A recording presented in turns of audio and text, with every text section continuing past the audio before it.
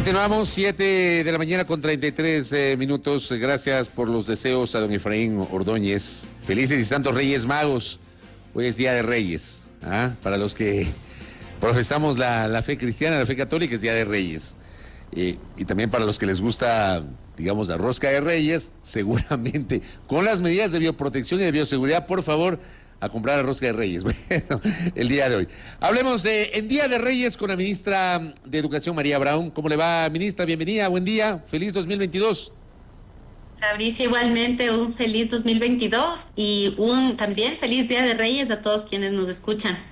Gracias, ministra, por atendernos. A ver, vamos con algunas preguntas. Tenemos un montón de preguntas que además la audiencia está muy pendiente de esta entrevista con la ministra de Educación. Quiero empezar por un pronunciamiento suyo frente a la última resolución del Comité de Operaciones de Emergencia COE Metropolitano, que el día de ayer se reunió, ratificó la alerta epidemiológica naranja para Quito, acogió las recomendaciones del COE Nacional respecto de los aforos, pero al mismo tiempo el alcalde de Quito, Santiago Guarderas, le pide al gobierno que reformule o reconsidere la ratificación del retorno a clases presenciales en la Sierra y Amazonía para el próximo 7 de febrero. Le pregunto, ministra, ¿está en el radar una eventual reconsideración o el tema será inevitable y sí o sí se volverá a clases presenciales el próximo 7 de febrero?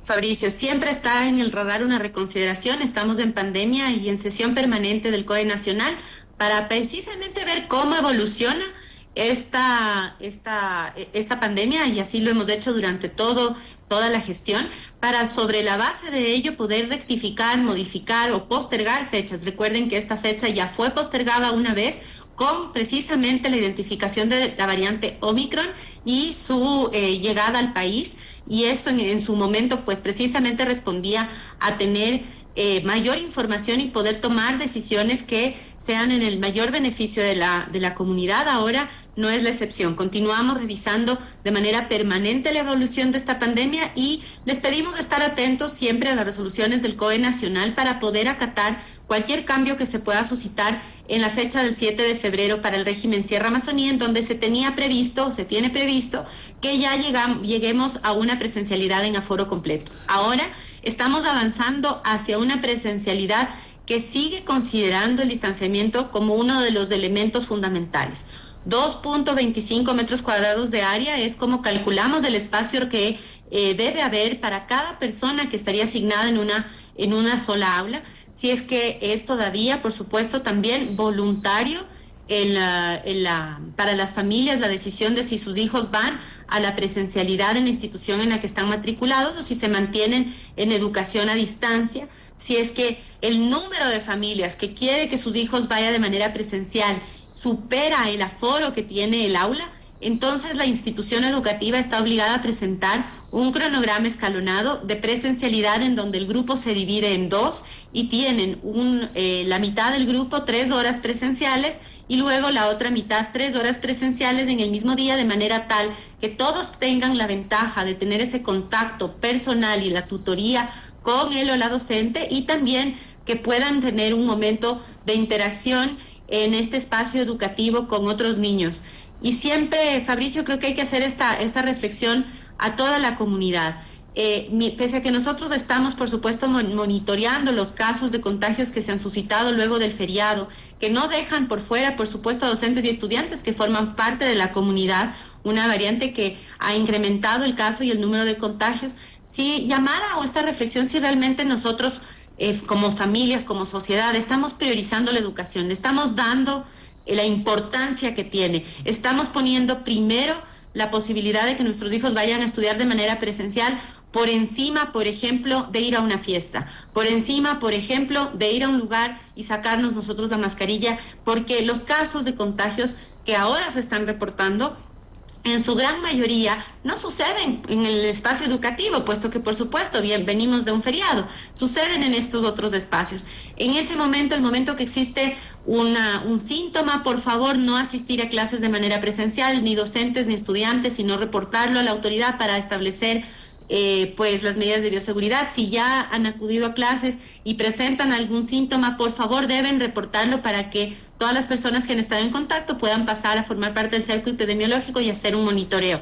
Si usamos correctamente la mascarilla, si estamos lavándonos permanentemente la mano, si tenemos el distanciamiento y espacios ventilados, pues igual estamos protegidos.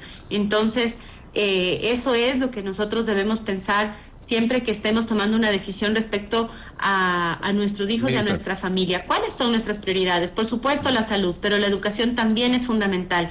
Y vemos que los factores que evaluamos, Fabricio, para tomar una decisión en el COE Nacional no son únicamente cómo avanza la pandemia, sino que otros efectos en la salud, en el desarrollo socioemocional, en las condiciones de violencia intrafamiliar, de trabajo infantil. ¿Qué ha sucedido con estas cuando las instituciones permanecen por periodos tan extensos sin presencialidad? Los efectos de esto son a veces y normalmente mucho más graves y por lo tanto la UNICEF, organizaciones como la Organización de Estados Iberoamericanos, el Banco Interamericano de Desarrollo, el Banco Mundial, en sus estudios, la CEPAL, hablan de que es importante volver a la presencialidad y siempre el lema pues es lo primero que debe abrirse es Ministra, la educación, lo último que debe cerrarse es la educación. Ministra, de acuerdo en ese tema, o sea, en realidad uno se pone a pensar en los niños, en las niñas, en los adolescentes, ya cansados de 2 años de confinamiento, en los propios padres de familia, sin duda, pero hay que volver a esa presencialidad con seguridad. Yo le pregunto, esta primera experiencia del retorno a la seguridad, ¿cuáles son las cifras de contagios en los establecimientos educativos? Le pregunto, ¿hay contagios de niñas, niños y adolescentes en establecimientos educativos? ¿Ha habido contagios de docentes? ¿Ha habido instituciones que han tenido que volver a la virtualidad dejando la presencialidad? ¿Cuál es el balance en este sentido, ministra Brown? Mauricio, por supuesto que hay contagios, estamos en una pandemia y no solamente están los docentes y estudiantes en las aulas. No hemos tenido ventajosamente un brote o un contagio que se haya iniciado y que haya sido comunitario o masivo en una institución educativa hasta la fecha. Esto quiere decir que los protocolos de bioseguridad funcionan, pero sí vemos un incremento de los contagios que han sido reportados luego del feriado, sobre todo en los docentes. Vemos un incremento en las cifras, principalmente en la provincia del Guayas, que tiene la mayoría de contagios, de hecho, de docentes. Y esto también nos hace reflexionar qué pasa cuando tenemos bajos índices de vacunación, porque fíjense, Guayas es la provincia con más reportes de casos de contagios en docentes y sin embargo es una de las provincias con menos instituciones educativas que asisten de manera presencial. No hay una correlación entre la presencialidad y el número de contagios, sino más bien en el grado de vacunación, en el respeto a las medidas de bioseguridad en otros espacios públicos. Al día de ayer, con corte al día de ayer, teníamos 235 casos reportados activos de docentes, de los cuales 172 están en Guayas, la gran mayoría de estos en Guayaquil, y el resto de ellos se distribuyen en el resto de provincias. Hay provincias en donde tenemos más bien un bajo número de contagios todavía en docentes y en estudiantes. El reporte en estudiantes, seguimos recibiendo, por supuesto, reportes de casos en donde van presentando síntomas de estudiantes. Al día de ayer teníamos 33 casos activos y monitoreados, ninguno se ha complicado. Vimos 33, en el COE Nacional... Perdón, ministra, 33 casos de un universo de ¿cuántos estudiantes? Claro, es 33 casos de un universo de 1.294.936, es decir, un porcentaje del 0,012% han sido los casos desde el 7 de junio, acumulados, ¿no?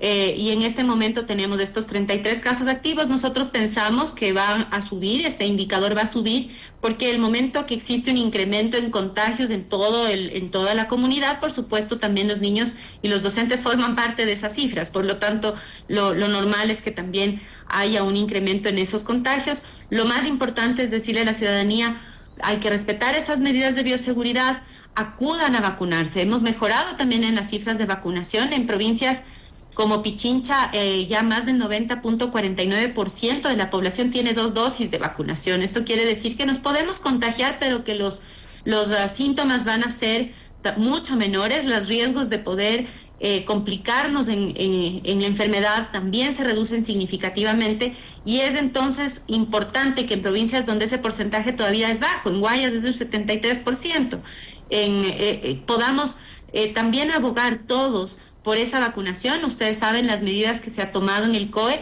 incluyen que sea obligatorio la presentación del certificado de vacunación para poder acceder a edificios o servicios que no son esenciales. Educación es un derecho humano y es un servicio esencial, por lo tanto no está dentro de este grupo, pero sí es importante que deban ustedes presentar su certificado de vacunación para entrar a centros comerciales. Inclusive la Agencia Nacional de Tránsito está estableciendo los protocolos para solicitar el certificado de vacunación a los usuarios del transporte público. Se ha instado al transporte urbano también solicitar el certificado de vacunación e incentivar a que continuemos en esta brigada y en estas campañas para llegar a la mayor cantidad de la población que ya esté vacunada en cada una de las provincias y en todo el país. Ministra Brown, ¿cuál es la disposición para los docentes? Porque ayer apareció un comunicado a través del cual se advertía que los docentes que tengan síntomas de modo alguno deben acudir a los establecimientos educativos,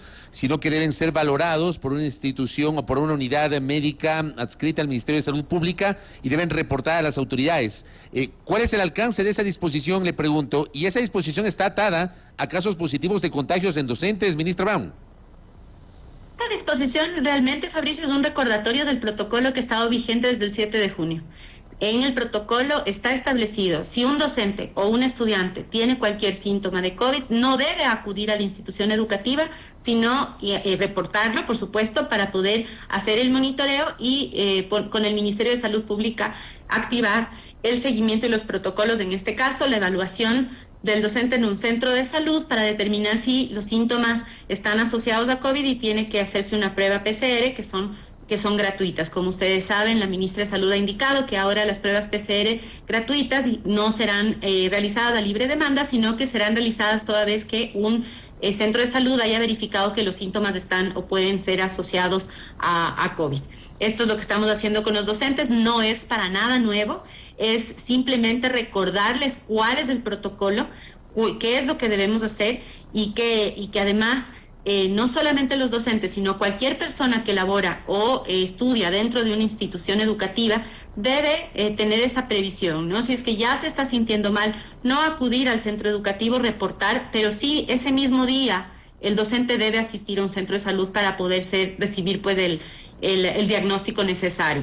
¿Se ha pensado tal vez en el caso de los docentes y de los directivos de las unidades educativas someterles constantemente a pruebas para la detección del COVID-19, ministra? No sé si se lo hace. Si no se lo hace, ¿se lo ha pensado hacer?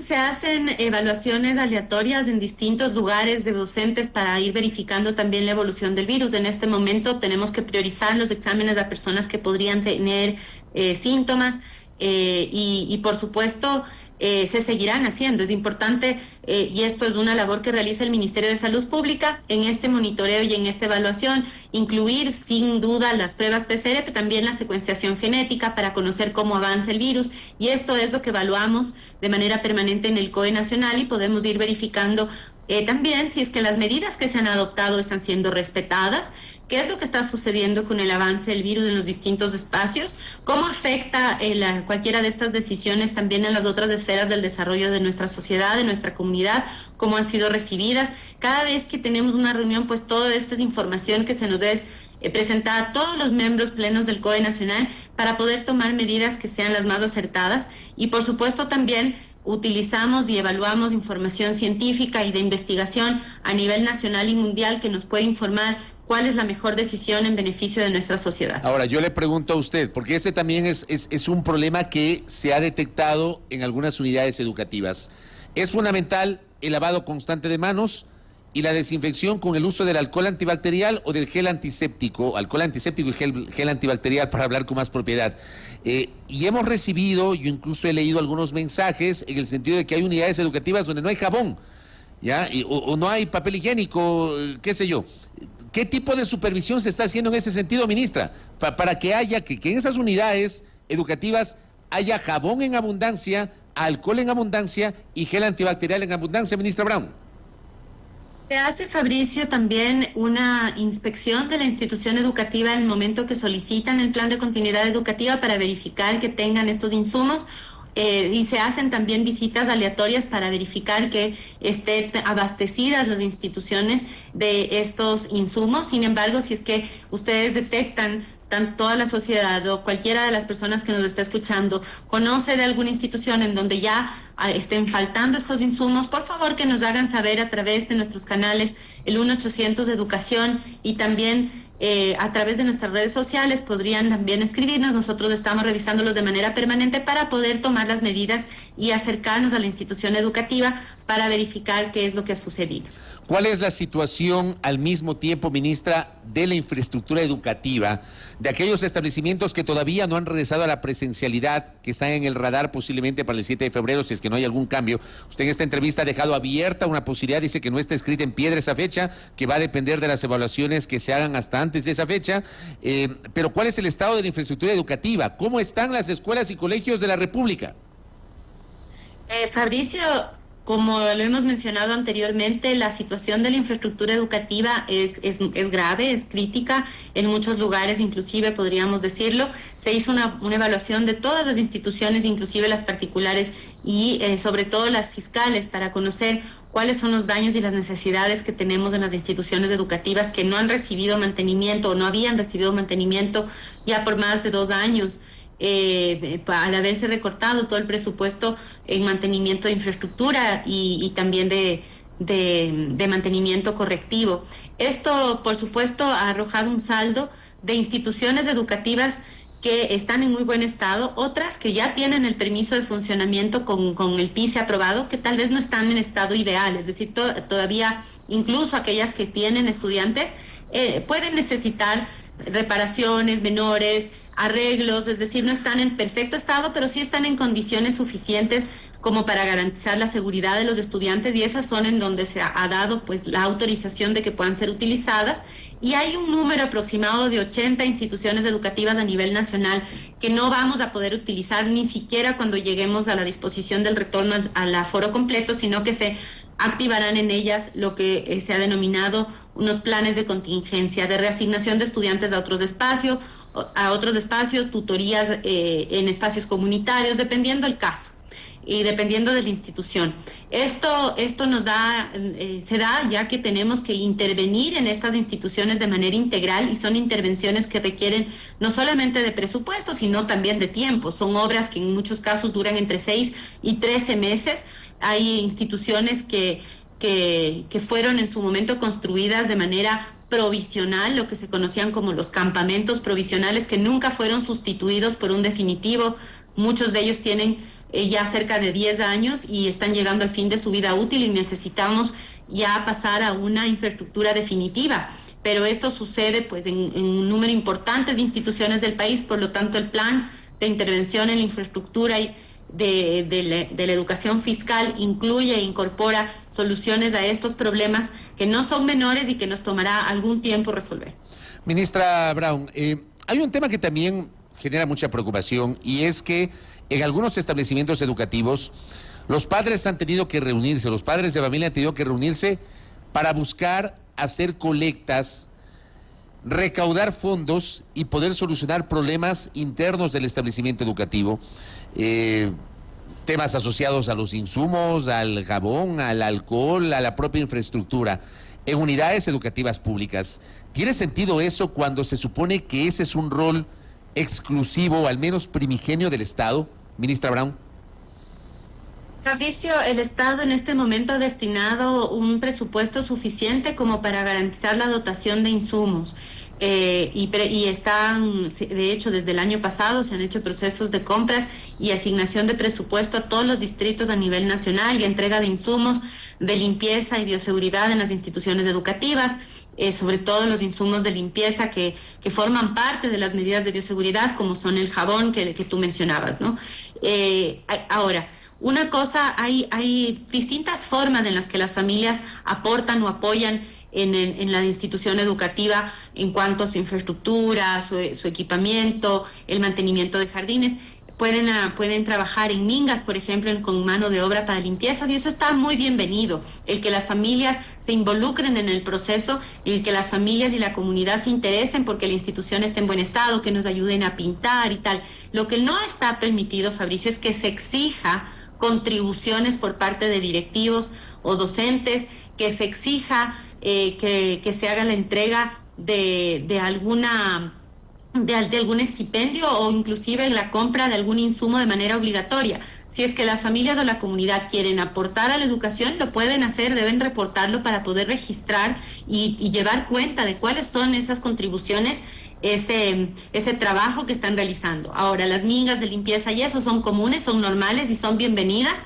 Es algo que nos ayuda a que también la familia y la comunidad se involucre con la institución educativa, pero como lo digo, no puede ser de carácter obligatorio, no puede tener vinculado o asociado el cobro de ningún tipo de cuota. Estos cobros son considerados cobros indebidos y deben ser reportados al Ministerio de Educación en los canales que antes habíamos mencionado, 1-800 de educación, vía telefónica o a través de redes sociales. También pueden reportarnos para nosotros poder identificar qué es lo que está sucediendo, dado que esto es algo que está prohibido, no desde ahora, sino que ya ha estado prohibido por muchos años en el sistema educativo y esa prohibición se mantiene. Pero le insisto, digamos, los padres de familia, y estoy leyendo algunos mensajes, colaboran con algunas cosas. Por ejemplo, un mensaje que acabo de recibir, en alguna escuela han colaborado para la compra de artículos de limpieza o de aseo.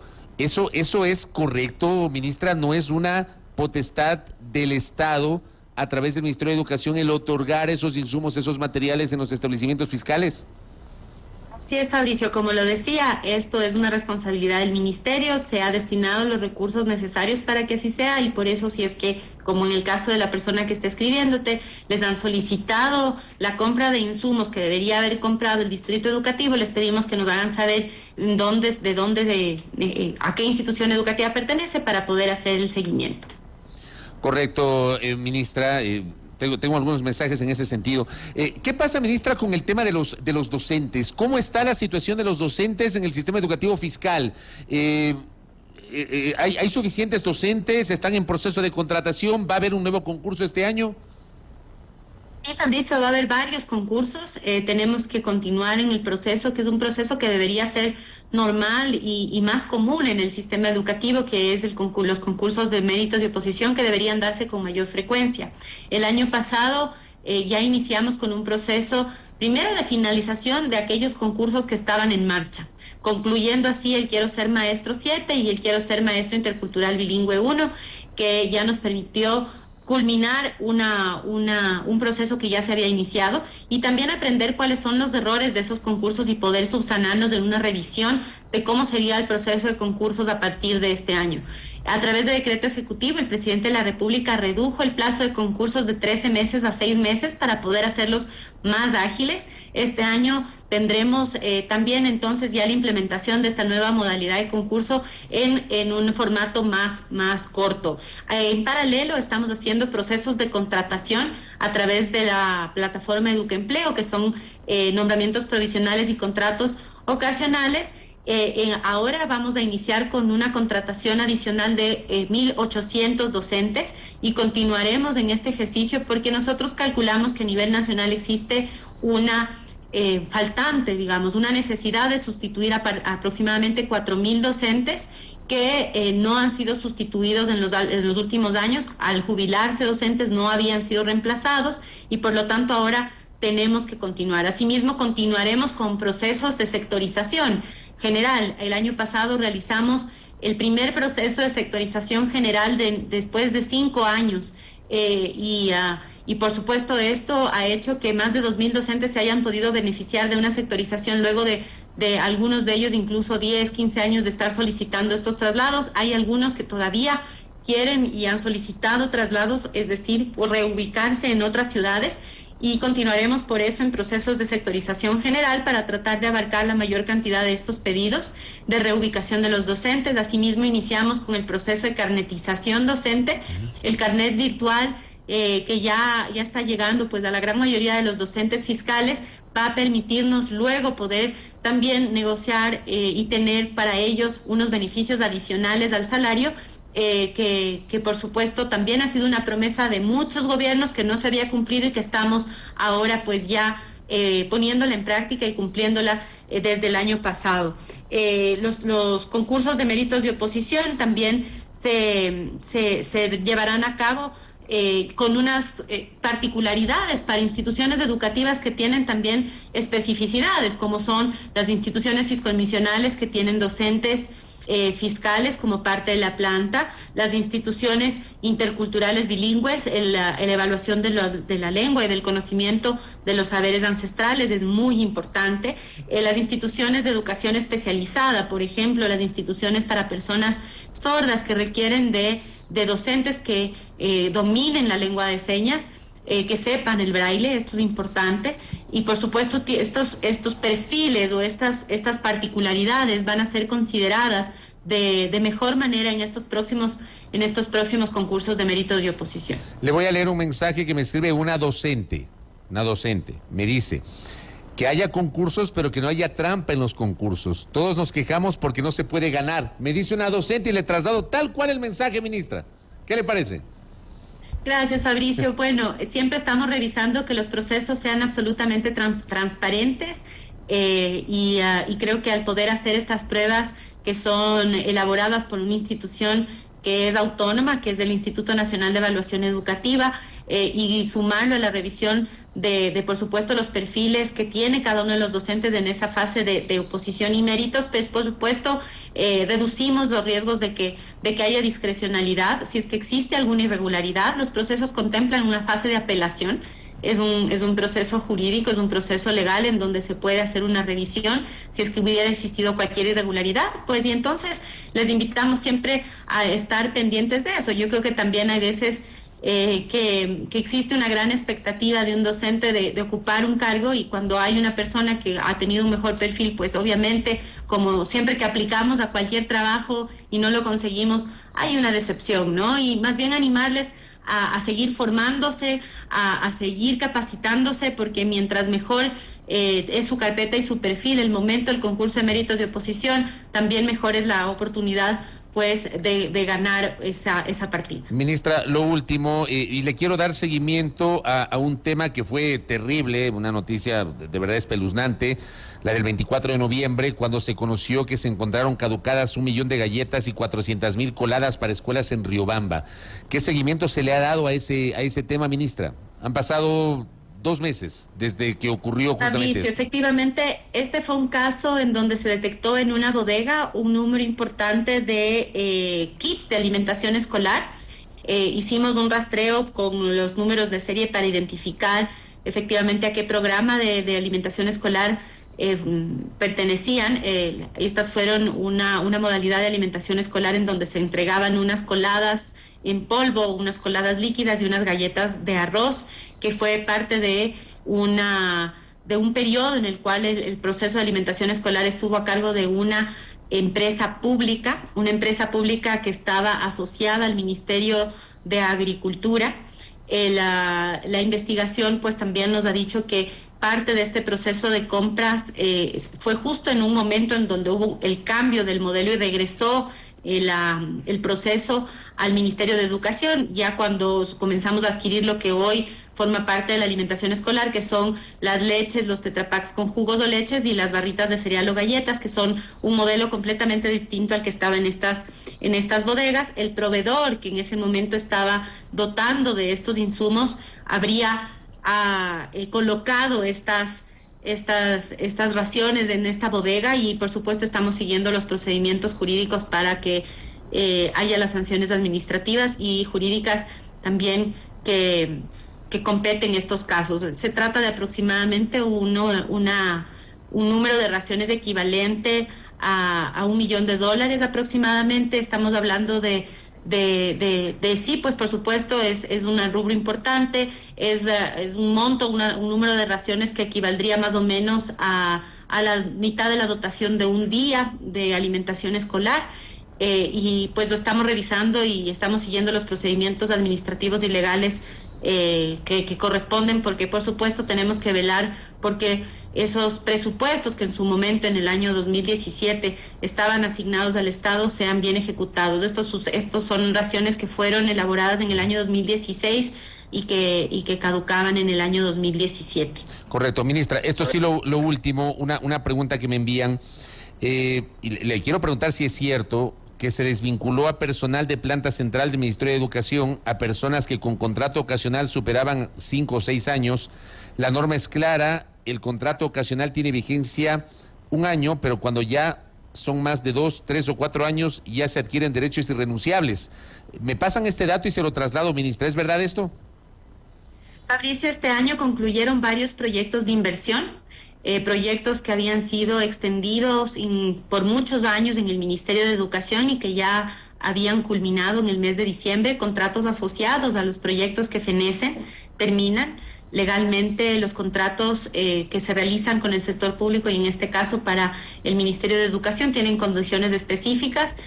Cada uno de los casos se revisa uno por uno, pero efectivamente hay casos en donde el contrato ha debido cesarse, no se renueva, no es que no son despidos, son finalizaciones de contratos que no se han renovado porque el proyecto fenece y ya no existe el presupuesto de un proyecto de inversión específico para continuar con esa contratación. Esto puede suceder con personal, esto sucede pues con personal no solamente de planta central, sino también a nivel desconcentrado en las zonas y distritos en donde había personas que estaban contratadas para una labor vinculada a un proyecto de inversión que culmina.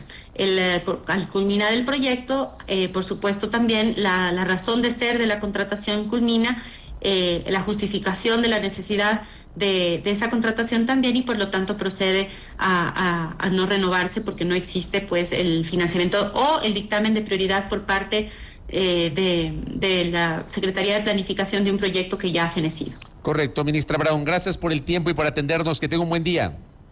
Gracias, igualmente y un feliz año. Igualmente para usted, a la ministra de Educación, María Brown. He procurado trasladarle varias de las preguntas de ustedes, queridos oyentes internautas, a la ministra de Educación, María Brown, quien justamente nos ha hablado sobre la situación de la educación en el contexto de la pandemia. Ha ratificado la fecha del 7 de febrero para el retorno a clases presenciales, pero asegura que no está escrita en piedra, que va a depender de los monitoreos que se sigan desarrollando. O sea, podría haber alguna novedad. Veamos qué ocurre en el transcurso de los próximos días. Voy a la pausa a las 8 de la